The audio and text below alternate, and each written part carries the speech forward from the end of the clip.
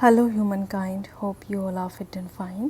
The Phytoplankton Academy welcomes you all and आज हमारा last chapter है एयर अराउंड अस। जो एयर हमारे चारों तरफ मौजूद है उसको हम पढ़ेंगे। ये क्लास 6 का साइंस एनसीईआरटी का लास्ट चैप्टर है। ओके, लास्ट 6 चैप्टर में हमने लिविंग थिंग्स के बारे में पढ़ा था जिनको एयर की ज़रूरत होती है। But have you seen air? क्या आपने कभी एयर देखी है? No no no no, air देखी नहीं है, बट हमने इसको फील्ड किया है। डिफरेंट फॉर्म्स में जब हम एयर देखते हैं, जैसे बैलून्स में हम एयर देखते हैं, वो एक अलग चीज़ है, बट वो हमें दिखती नहीं है, उसको भी हम फील ही करते हैं।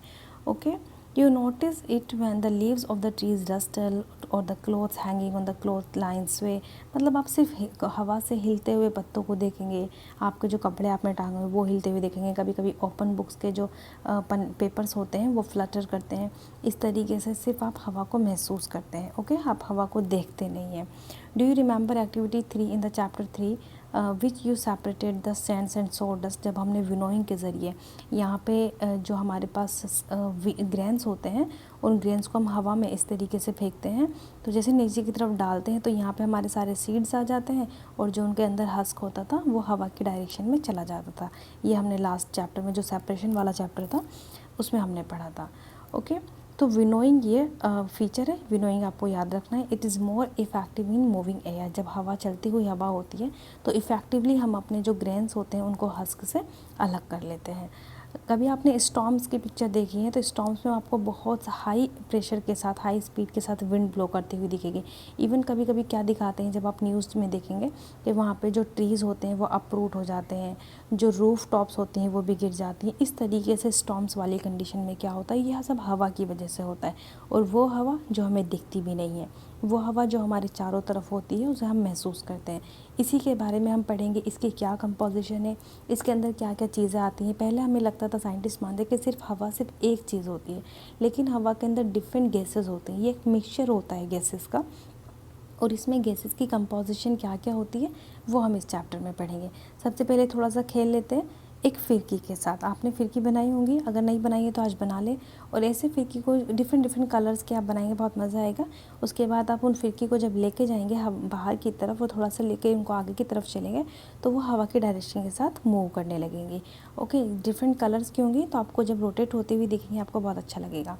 आपको ये फिरकी बना लेनी है। ओके, कभी कभी आप देखते हैं वेदर कॉक्स को, जो वेदर्स के डायरेक्शन बताने वाली कॉक्स होते हैं, वो भी आपको डायरेक्शन बताते हैं हवा की तरफ उनको वो मूव हो जाते हैं, उससे हमें हवा के डायरेक्शन का पता चल जाता है। ये वेदर कॉक है, ये भी आप देख सकते हैं। Next, is air present everywhere around us? क्या एयर चारों तरफ प्रेजेंट होती है हमारे? ऑफ कोर्स, हमारे चारों तरफ एयर प्रेजेंट होती है। आपने क्या करना है, क्लोज योर फिस्ट, आप अपनी मुट्ठी बंद करिए। Do you have in it? क्या कुछ है वहाँ पे? नथिंग, कुछ भी नहीं है। सिर्फ आपको लग रहा है वहाँ पे कुछ नहीं है, लेकिन वहाँ पे एयर होती है। अब हमने एक्टिविटी 2 करनी है इस एयर को समझने के लिए। Take an empty bottle. देखिए यहाँ पे हम क्या करेंगे, एक आप फ्लास्क ले लीजिए, घर पे आपके कोई भी बर्तन होगा उसमें आप भरिए पानी। ये बहुत ईजी है, बहुत अच्छे से आप कर सकते हैं। पानी भर लिया, उसके बाद आप लेकर आएंगे बॉटल। ये आपने बॉटल ली और इसके बॉटल का कैप यहाँ से हटाया और उसको आपने डाला अपने पानी में। जिससे आप सीधा सीधा इसको डाल दें, बिल्कुल सीधा स्ट्रेट। तो पानी में पूरा यहाँ तक डाल देंगे, लेकिन उसमें पानी नहीं जाएगा बॉटल में।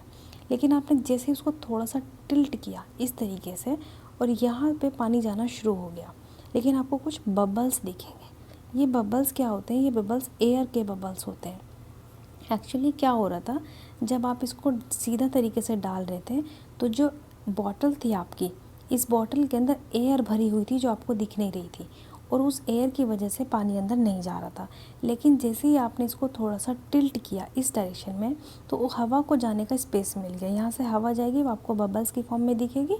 ओके, और पानी उसके अंदर जाना शुरू हो जाएगा। तो इससे आप समझ सकते हैं कि बॉटल के अंदर एयर होती है, और एयर सब जगह होती है। Okay, it was the air. The bottle was not empty at all. In fact, it was filled completely with air. Even when you turned it upside down, that is why you notice that water enter. जब आप इसको turn करेंगे तो water enter करना शुरू हो जाएगा। When the bottle was tilted, जब आपने इसको टिल्ट किया, the air was able to come out in the form of bubbles. जब आपने उसको टिल्ट किया था तो बबल्स बाहर आ रहे थे।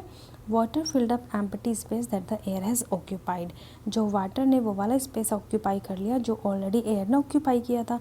अब जब हमने टिल्ट किया बॉटल को, एयर निकलना शुरू हुई तो वहाँ पे वाटर ने एंट्री करनी शुरू कर दी। This activity shown that air occupies space. तो यहाँ हमें पहली फीचर पता चला एयर का कि एयर स्पेस ऑक्यूपाई करती है।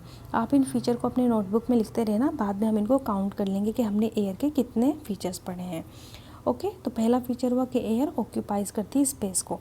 इस एक्टिविटी को आप इस तरीके से भी समझ सकते हैं। आप एक बलून्स लेंगे, ओके, जब अनफिल्ड आपने बलून लिया, इस तरीके से आपका अनफिल्ड बलून रखा हुआ है, उसमें आप जब एयर भरेंगे तो वो बलून आपका शेप बड़ी हो जाएगी। तो इससे क्या पता चलता है कि आपकी जो एयर होती है वो स्पेस लेती है जब बैलून का जो साइज़ है वो बड़ा हुआ। उसके बाद जब आप इसके डिफरेंट शेप्स के अगर आपके पास बैलून है, ये डिफरेंट शेप्स के बलून भी आते हैं, हार्ट शेप के बलून भी आते हैं, ओके, इस तरीके के बलून भी आते हैं। तो इससे क्या पता चलता है, जिस शेप का आपने बलून लिया है उसी शेप में वो एयर उसके अंदर फिल हो जाती है। तो इससे क्या पता चलता है कि एयर की अपनी तो कोई शेप होती नहीं है, जिस शेप के कंटेनर में हम एयर को फिल करते हैं वो उसी कंटेनर का शेप एक्वायर कर लेती है। ओके, नेक्स्ट, तो पहला फीचर हमने क्या पढ़ा, एयर स्पेस ऑक्यूपाई करती है। दूसरा, एयर ट्रांसपेरेंट होती है, हमें दिखती नहीं है। तीसरा, आप लिख सकते हैं कि एयर की अपनी शेप नहीं होती, एयर दूसरे कंटेनर की शेप को ऑक्यूपाई करती है। नेक्स्ट, और earth is surrounded by a thin layer of air. हमारा जो अर्थ है उसके ऊपर एयर की थिन लेयर होती है जिसको हम कहते हैं atmosphere. Okay, as we move higher in the atmosphere, और जैसे ही हम ऊपर की तरफ चढ़ते हैं तो जो एयर होती है वो कम होनी शुरू हो जाती है। बेसिकली एयर के अंदर जो ऑक्सीजन होती है उसका लेवल कम होना शुरू हो जाता है। ये क्या क्या चीज़ें हैं हम पढ़ेंगे भी आगे डिटेल में।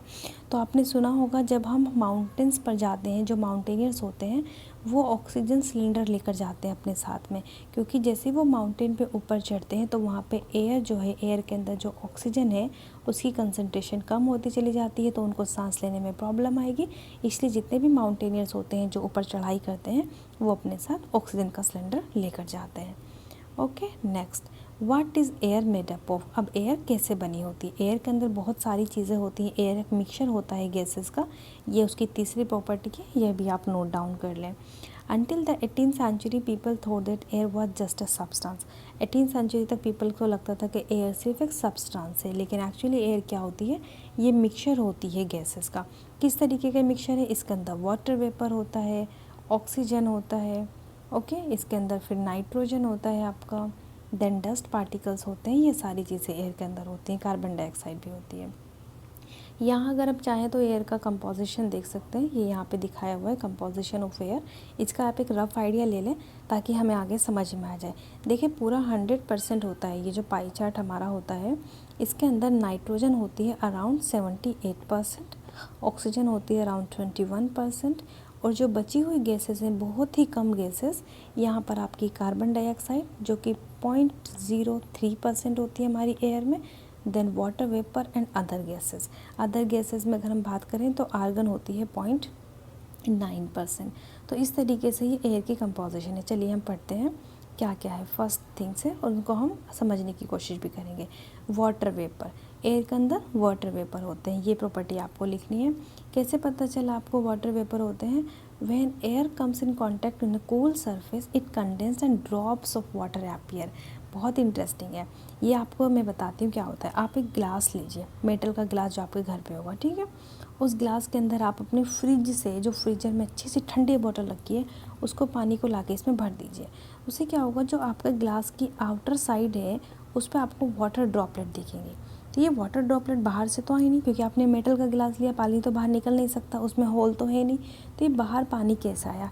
एक्चुअली जो वाटर के चारों तरफ जो एयर थी वहाँ पे एयर, उस एयर में वाटर वेपर होते हैं, वाटर होता है। और जब ये कंडेंस, बहुत ठंडा एरिया, मतलब पानी बहुत ठंडा था ना फ्रिज का, बहुत ठंडा सा पानी जब ग्लास के अंदर आपने डाला तो उसके चारों तरफ की जो एयर थी वो कंडेंस हो गई और वो यहाँ पे वाटर ड्रॉपलेट्स की फॉर्म में आ गई।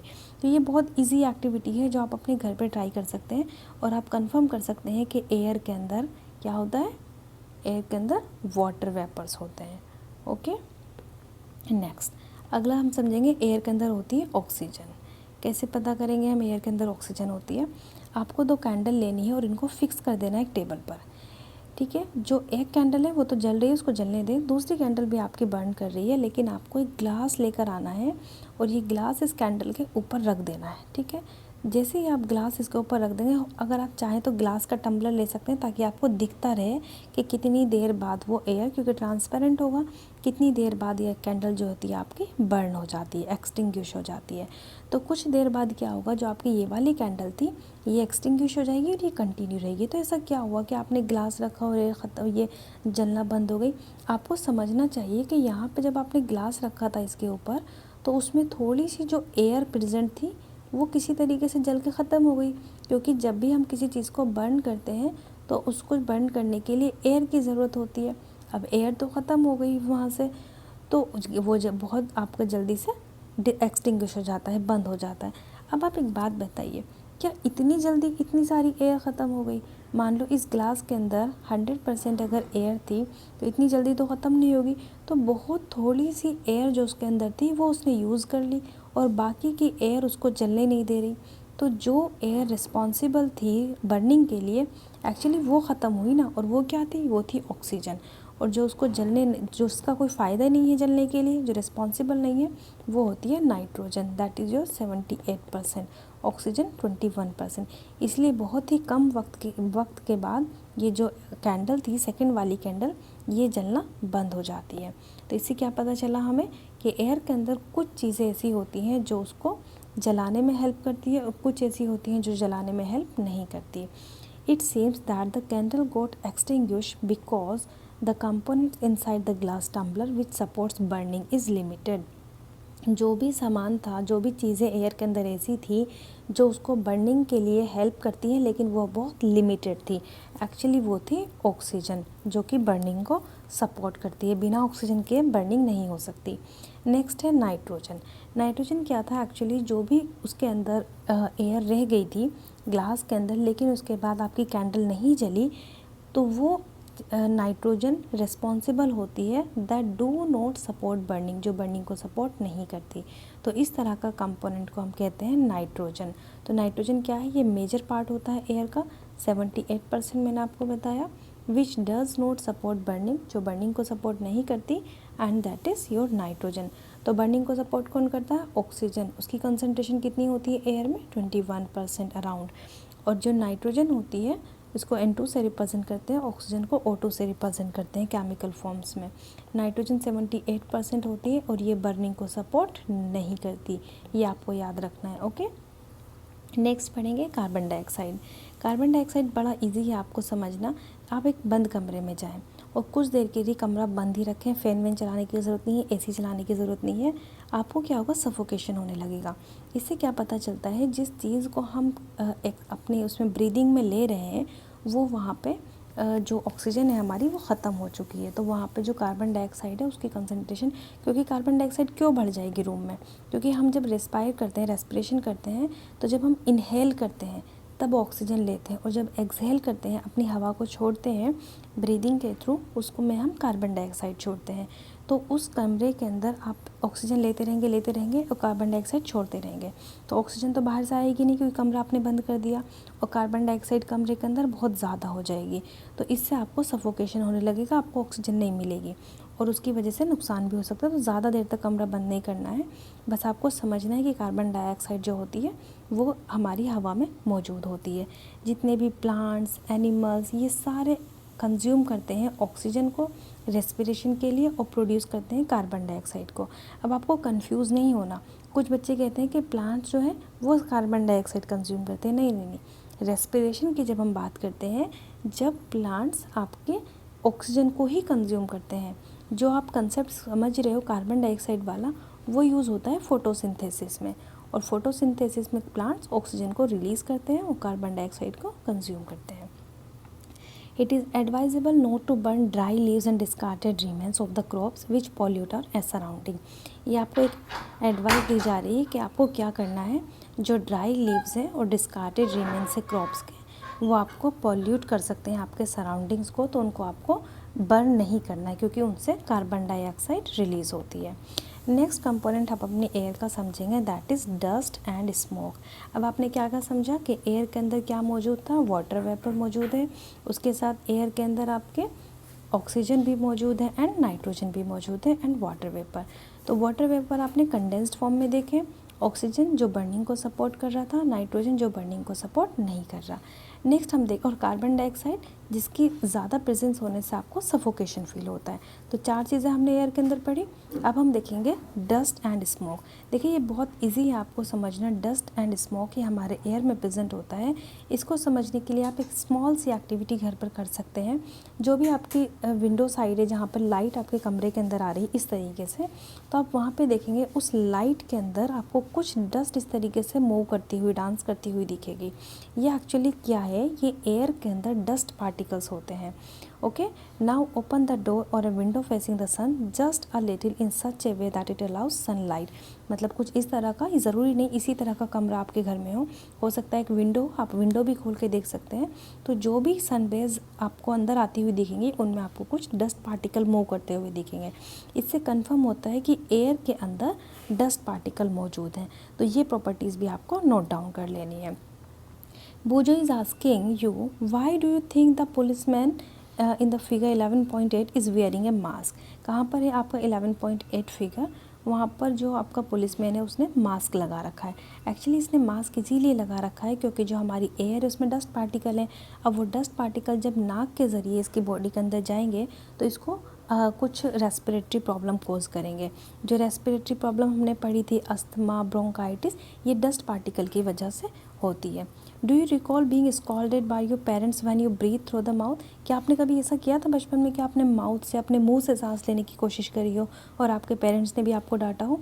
ऑफ कोर्स क्या होगा, बच्चे इस तरह की हरकतें करते हैं। इसमें क्या होता है, जब आप मुंह से सांस लेते हैं तो जो डस्ट पार्टिकल है वो आपकी बॉडी के अंदर चले जाएंगे डायरेक्टली और वो आपको नुकसान कोज कर सकते हैं, जैसे कि आपको रेस्पिरेटरी प्रॉब्लम हो सकती है, इवन आपका थ्रोट इन्फेक्शन हो सकता है। तो हम अपने नोज़ से सांस इसलिए लेते हैं क्योंकि हमारी जो नाक होती है उसके अंदर कुछ छोटे छोटे हेयर्स होते हैं और वो हेयर्स हमारी जो डस्ट पार्टिकल्स हैं उनको प्रोटेक्ट करते हैं, उनको यहाँ पर रोक लेते हैं, बैरियर की तरह अंदर नहीं जाने देते।